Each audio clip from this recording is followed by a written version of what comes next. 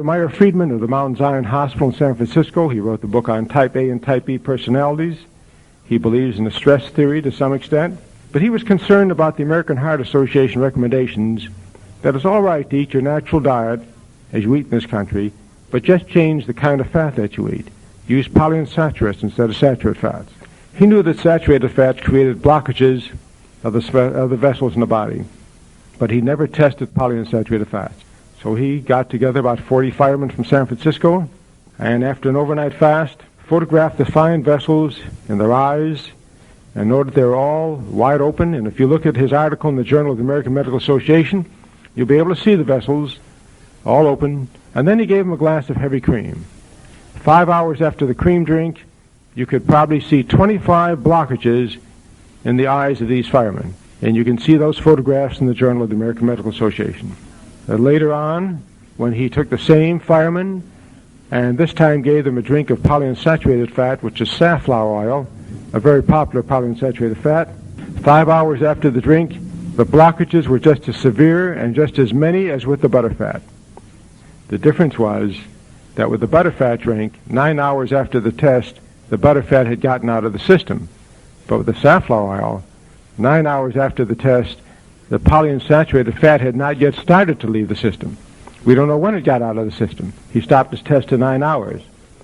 Dr. Friedman was very concerned, and in his summary of his article said he warns against the idea of substituting polyunsaturates for saturates, especially when both block just as effectively the small vessels in the body. He urged the reduction of all fats. That was 1965. We wonder when the American Heart Association is going to read their own material. It's only been 13 years. If you look at the latest cookbook the American Heart Association has put out just last year, and you look through the recipes, you'll have to wash your hands afterwards because they're filled with corn oil. Every recipe just about has corn oil in it.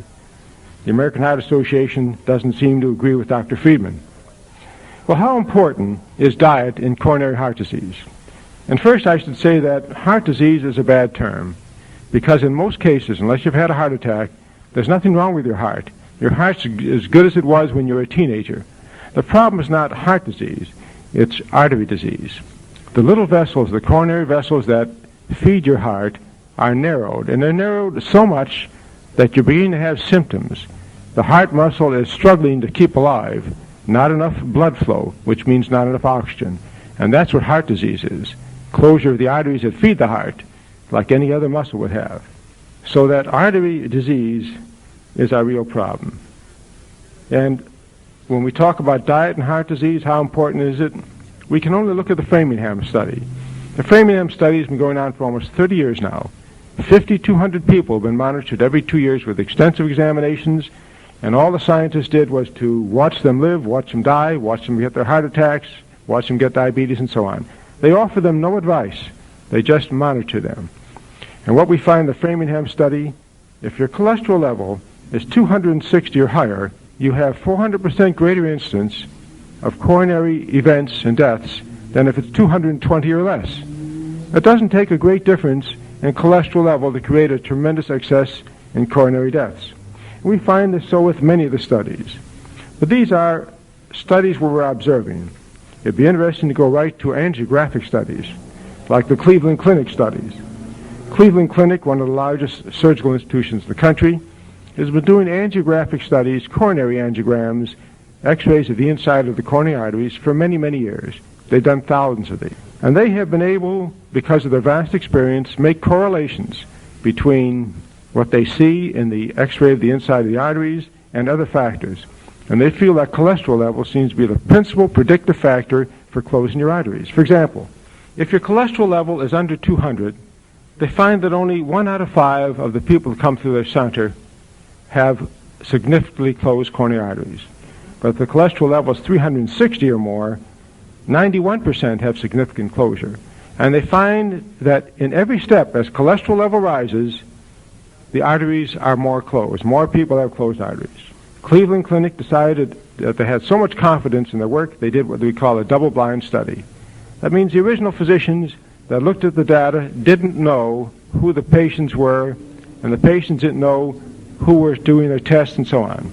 60 men came into Cleveland Clinic, and they had their age, cholesterol levels, and triglyceride levels taken.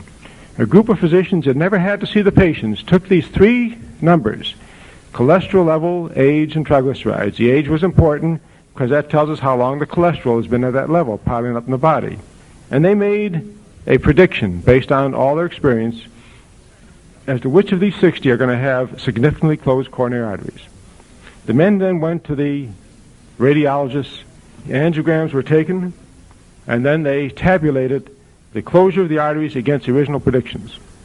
And out of the original 60 predictions, 59 were absolutely correct. One mistake out of 60. There's no better predictive test in the world, 98% predictive accuracy. And all they have to know is what your cholesterol level is and your triglyceride level and your age. So if anyone tells you that cholesterol level is not a good factor in predicting closure of the arteries, refer them to the Cleveland Clinic study. Now there are many diets around the world. There's hundreds of different diets. Many diets are associated with artery closure. Many diets are not. But there are principally only two kinds of diets in our world. There's the high-fat diet of the developed nations, and then there's a very low-fat diet of the undeveloped nations.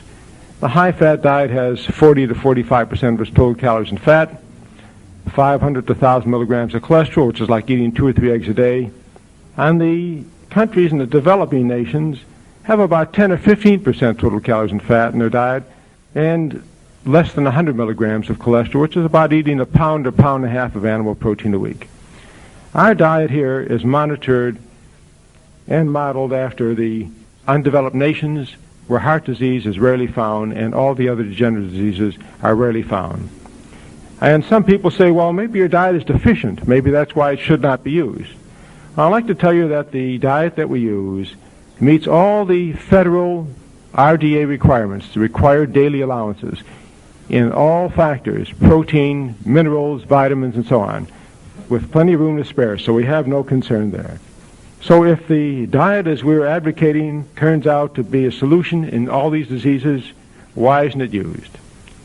Well, probably one reason it isn't used is because the American Heart Association, that sets the style for diets in our country for heart disease, has decided 15 or more years ago that they want maximum compliance. They know that cholesterol level in excess is bad in the blood. Nobody questions anymore that high cholesterol levels will lead to closure of your arteries. The only question is, how do you lower cholesterol levels successfully? In the 1950s, the diet studies show that if you lower cholesterol level by cutting it out of the diet, you did slow down closure of the arteries, you saved people's lives. And the same studies show that any other way to do it just didn't work. But the American Heart Association happened to see the work of a particular investigator, Dr. Kinsella of Berkeley, who noted that polyunsaturated fats lowers the cholesterol in the blood. And they said that's a terrific idea. We won't let anyone have to change their diet and get a low-fat, low-cholesterol diet.